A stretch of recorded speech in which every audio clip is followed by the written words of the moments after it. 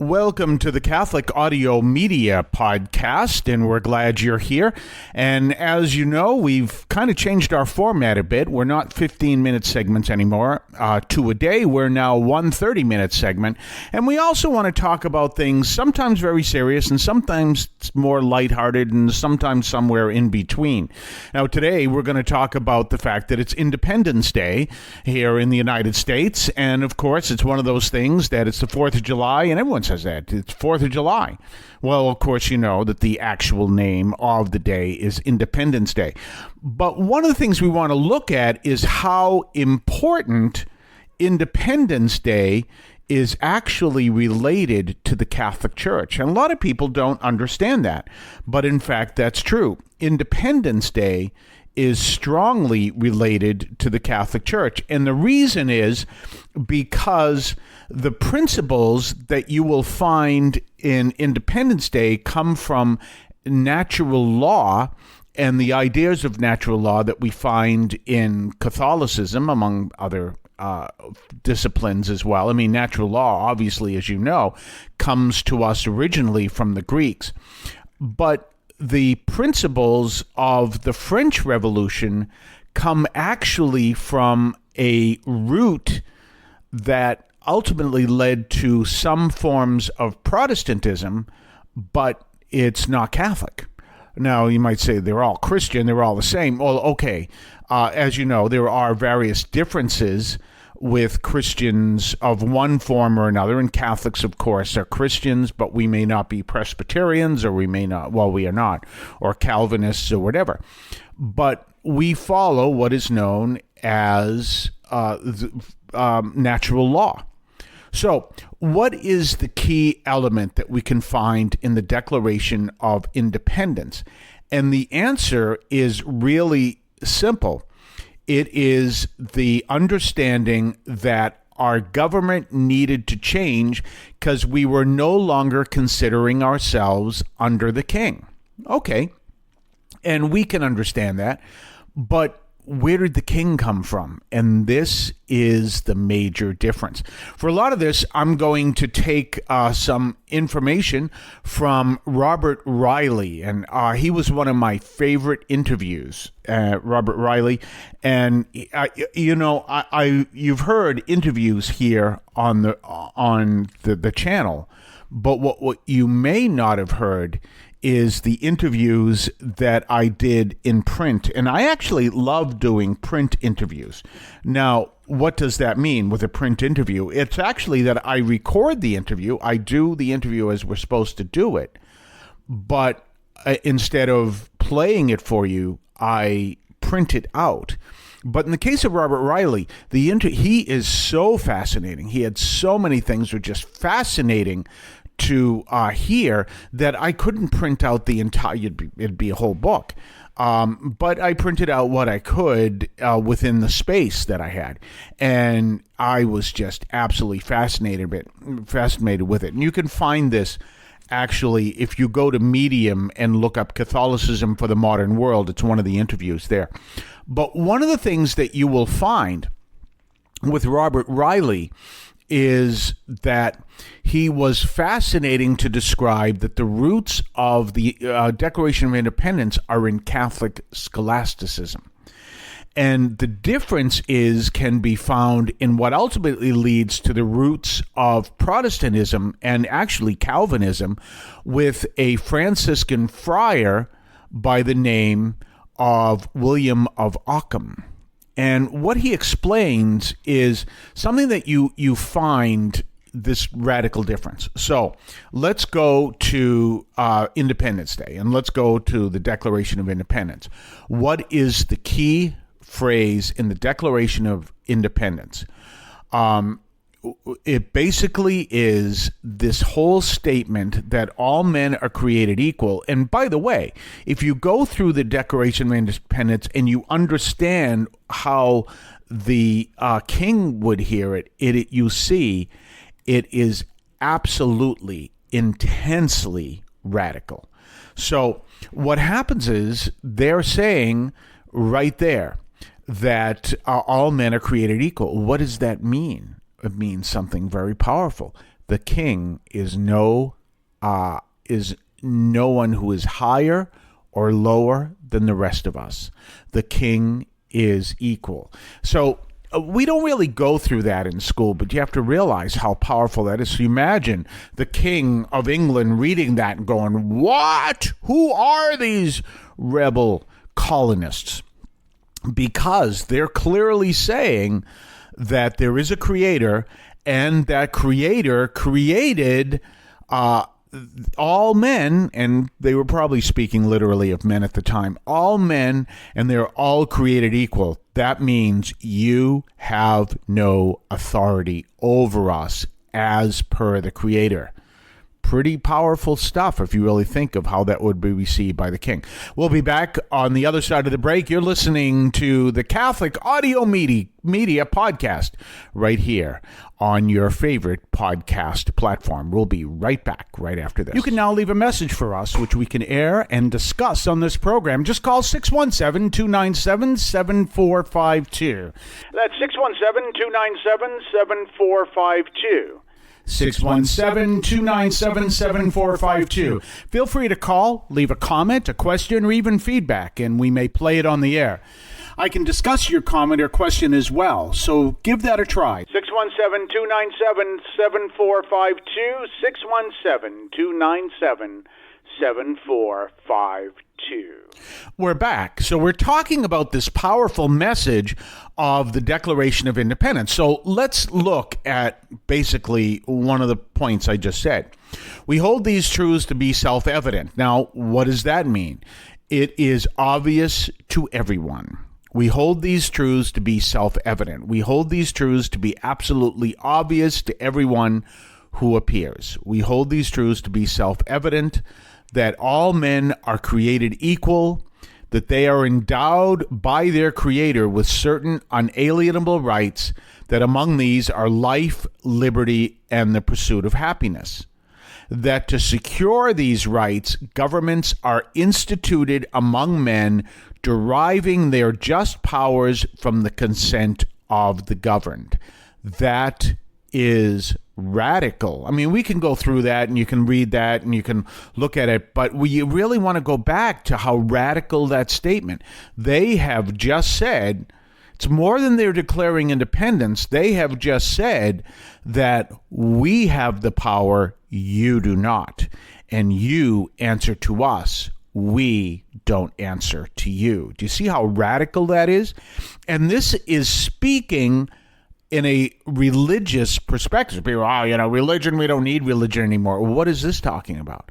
This is radical. Now, where does this come from, this radical difference? The difference between, to this day, what the church teaches and the difference between what William of Ockham understood. Now, what did he teach that was so important? According to Robert Reilly, the whole thing that came from William of Ockham was that God is God. He can do anything he wants. Therefore, there is no order to the universe because it is created by God, and being God, he can do anything he wants. You see, he understood. If you go and read the article or the interview, this was done several years ago. He understood, according to Robert Reilly, that since God is God, he can do anything he wants. The idea of natural law, which came from the Greeks, well, they were pagans. So why are we listening to them? They were pagans. And this brings up to another philosophy that is very dangerous that we need to avoid. And what is that philosophy? Only if you are rooted in faith can you be taken seriously. So, say, for example, I am not, by any stretch of the imagination, any kind of a fan of Richard Dawkins at all. I'm not. But he is a scientist and he is an evolutionary biologist. And even though he rejects religion altogether and would reject me because I am a Catholic priest, when it comes to being an evolutionary biologist, I would pay attention to him. Because just because he doesn't believe in God doesn't mean he doesn't understand the science behind evolutionary biology. Do you see what I'm saying? So I'm not a fan of Richard Dawkins. As a matter of fact, this is interesting in the fact that, of course, how do you get a hold of Richard Dawkins? He lives in England, and he's this professor and whatever. But there is a Catholic priest running around who would be, not exactly call him the William of Ockham today, but he would be along the same lines. And he believes that we have to believe what the Genesis teaches in basically the way it comes out. So he is really rooted in what is known as geocentrism and young earth creationism. And young earth creationism is the belief that God created the world pretty much the way it says in Genesis.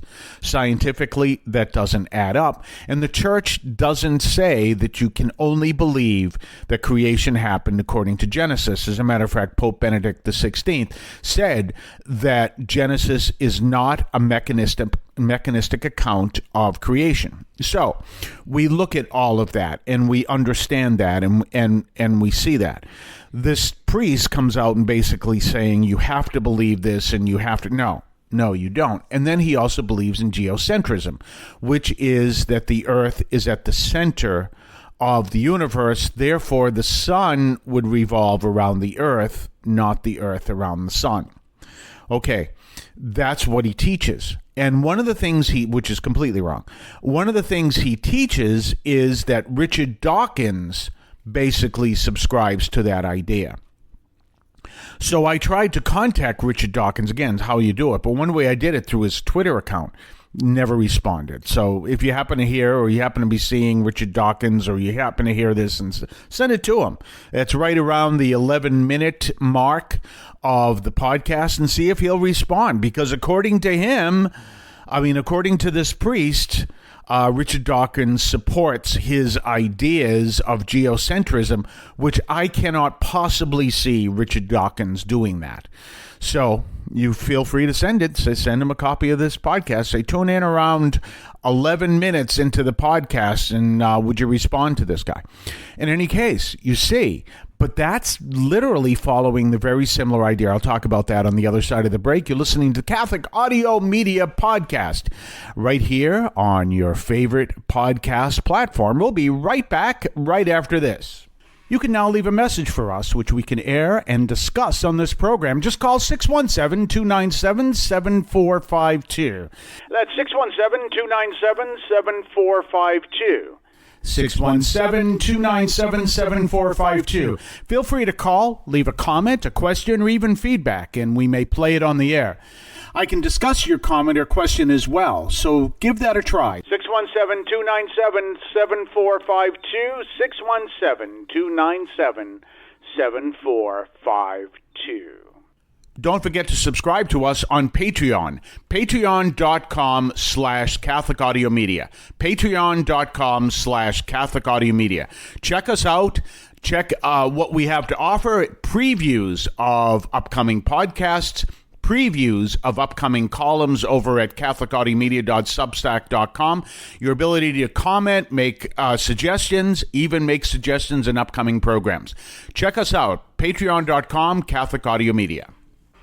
We're back, and we're talking about this powerful reality of this understanding that the whole idea of the divine right of kings is gone as of the Declaration of Independence. Because again, what does it say? Well, it says that all men are created equal. Therefore, the man does not serve the king. Humanity does not serve the king serves humanity, completely turning everything upside down. And by turning everything upside down, what happens is you have this whole idea of the king is servant to the people. And actually, we don't deal with kings. Now you have, of course, in the Constitution, which did not exist at the time of the Declaration of Independence. The Constitution wasn't ratified until 1789. But when you do that, now you understand that everything is turned upside down, and therefore it is God that gives people their rights, not the king. This is an important distinction to understand, because this is something radically different. And when we follow back against it, then we go back into we serve the government. The government is not there to serve us. And you know that the American idea is we are there and the government draws its power from us. We don't draw our power from the government. This presents some real issues here. But, one of the places that I've addressed this in homilies is in abortion. And one of the issues of abortion that's important to look at is, understand, first of all, you have the Dobbs decision. Well, what the Dobbs decision did is it didn't outlaw abortion. It said it should be done by the states. It should be addressed by the states, whether or not they will accept it, or, on a state-by-state level, which is the way our Constitution is actually put together. It's all rooted in states' rights over federal rights, but federal rights are essential because the extreme of one side or the other takes away the identity of the United States. So we already went under states' rights with the whole thing of the Articles of Confederation, which preceded the Constitution, didn't work out. And then, of course, you have the idea of the Federalists who say you can have states' rights, but you need a Federalist government so that there were certain things the states can't handle. But when it came to the Dobbs decision, it was stated, no, we have to decide this on a state-by-state basis because we decide everything as much as we can on a state-by-state basis. That also, even though abortion isn't part of this, brings us back to a Catholic understanding of subsidiarity. You have the lowest applicable authority taking care of an issue, right? So parents should have the ultimate authority over their children, and when there are issues that parents can't handle, then it goes to the community level, and when the community can't handle it, then it goes to the state level. But you see, it goes to that's subsidiary. It goes to the highest or the lowest authority that is applicable. Well, if you think about it, this is what the Dobbs decision did. If we go back to Roe versus Wade, what it does is it doesn't legalize abortion as much as it gives the government power over who can and cannot live. Or another way of putting it is who can and cannot be born. And that's why, and a lot of people, well, no, we need rights and we need this and okay, but you need to look at the deeper meaning of everything, all the way across the board of everything, what you can and cannot do. Now, by the way, for some people who are listening to this and looking at the radio horrified because maybe you don't believe in the church's teaching on abortion, you have to understand that that's also a minimum level. Now, what do I mean by that? The church, where abortion is legal, it's not mandatory. That's one of the issues that people are really afraid of. Is, well, what happens if it becomes mandatory? In some institutions, it is. In some countries, it is. Some institutions, it is. If you are in some countries and even institutions, if you are going to give birth to a child who has Down syndrome, that's forbidden. Or what they will do is they will say, yes, you can have a child who has Down syndrome, but we as the state who provide all medical care will not provide any medical care. You see, and this all goes back to that simple difference. Where is the power? Is the power in the king, or is it the power in the people? And this is extremely important, and it all goes right back to the origins. That's what we're looking at today. We're not looking just, oh, isn't it nice they signed the Declaration of Independence and the flag and the whole bit. No, we're looking at something that is profoundly affecting the roots of who we are and how we live, because it goes to the difference between where the power is. Is it in the state, or is it in the people? Where is the power? This is, and when you go down to that philosophical level, which goes far more profound than just simply where, who has the authority, you realize it has intense effects on our life today in all things. And we really have to understand that. And this goes right back to the Declaration of Independence. We're going to be back on the other side of the break. We'll be right back right after this. You can now leave a message for us, which we can air and discuss on this program. Just call 617-297-7452. That's 617-297-7452. 617-297-7452. Feel free to call, leave a comment, a question, or even feedback, and we may play it on the air. I can discuss your comment or question as well, so give that a try. 617-297-7452, 617-297-7452. We're back, and we're continuing to discuss the real philosophical bases of our Declaration of Independence. So let me give you another example of this, is the words of King Louis XIV. L'État, c'est moi. The state is me. I am the state. Well, that was Louis XIV. However, that gets totally thrown out in the Declaration of Independence.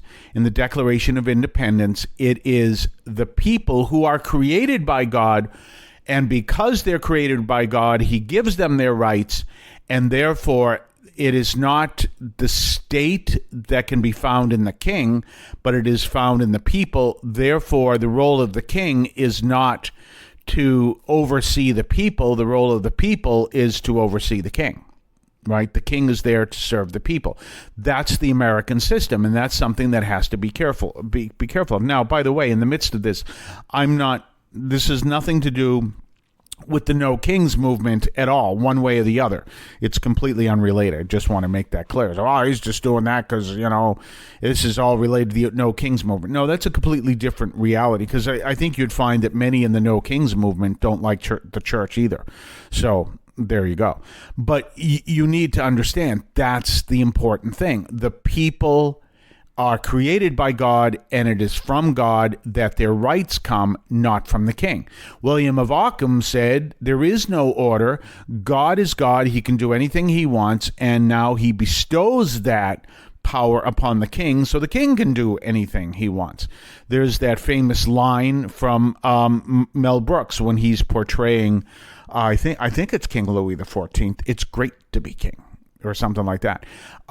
You understand that was the whole concept of the power is in the king. Now, I just said about l'État, c'est moi, Louis XIV, the state is me. Well, can you name someone else who maintained that exact philosophy? Obviously not talking about France. And that was, of course, Joseph Stalin.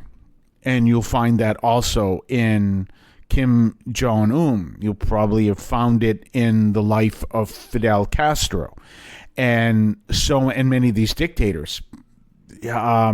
Hitler, Adolf Hitler, the Ceausescus, all that whole thing. Now, if you take that idea and if we run with it, if we stick with it, the state is me, then the way it actually worked with the divine right of kings was exactly the key was the divine right. Therefore, it was the role of the king to be a servant of God, as opposed to the king would be the servant if we had kings, the servant of the people.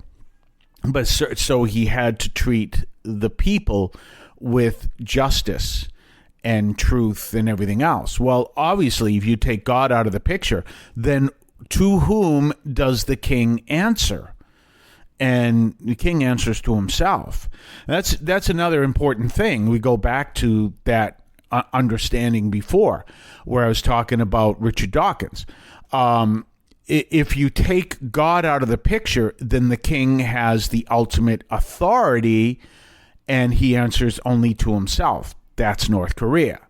However, if you have an understanding of God and the king answers to someone, and you have natural law, well, that's a little bit different. But ultimately, what you really need, and this is something that needs to be looked at as well. John Adams said that the Constitution was built for religious people. Why? It's the same principle. The people have to run their country with the understanding of their answering to God. Now, this is really key for us, because there are people going to listen to that, probably along with what I said about abortion, go, what? Just from a Jack Chick publication. But anyway, if you ever seen any of his public, what? So in any case, what happens when you don't understand that level and you look at the understanding of treating others strictly from the book of Leviticus? You miss the point, because we don't follow the book of Leviticus. We follow our relationship with Christ. Therefore, we treat people as Christ should treat, as Christ treated people, not as Moses did in the book of Leviticus, if we take that as an understanding. We'll talk more right after this. You're listening to the Catholic Audio Media Podcast. You can now leave a message for us, which we can air and discuss on this program. Just call 617-297-7452. That's 617-297-7452. 617-297-7452. Feel free to call, leave a comment, a question, or even feedback, and we may play it on the air. I can discuss your comment or question as well, so give that a try. 617-297-7452, 617-297-7452. Don't forget to subscribe to us on Patreon. Patreon.com/Catholic Audio Media. Patreon.com/Catholic Audio Media. Check us out. Check what we have to offer. Previews of upcoming podcasts. Previews of upcoming columns over at catholicaudiomedia.substack.com. Your ability to comment, make suggestions, even make suggestions in upcoming programs. Check us out, patreon.com, Catholic Audio Media. We're back, and we're at the tail end of our program. Now, remember what I said, we don't follow the laws of Leviticus, we follow the rules of Christ. And what are the rules of Christ? Love and mercy. Whole different ballgame than Leviticus. Everything is in love and mercy. Leviticus is following the letter of the law. And Jesus called us to follow the letter of the law the way the Father wants it followed, which is to be perfect in love and mercy, not in following the letter of the law. So if we're following the law and we're not being merciful and loving to others, and realizing that our modern understandings are different than maybe the things were understood even during Jesus' time, even during the writing of the Declaration of Independence, and we respond with this very black and white understanding of the law, we miss the whole point. And that's where trouble always comes in, instead of really following what the Lord calls us to do, to act in love and mercy. And when should the government respond? And how should it respond? With the lowest applicable authority. And that's also what we recognize as a principle started in the Declaration of Independence. In any case, we will be back on Monday. Have yourself a blessed Independence Day, and we're glad you're here with us. Subscribe, comment, everything else, and follow, and we will see you on Monday, the same time on your favorite podcast platform. We will see you then.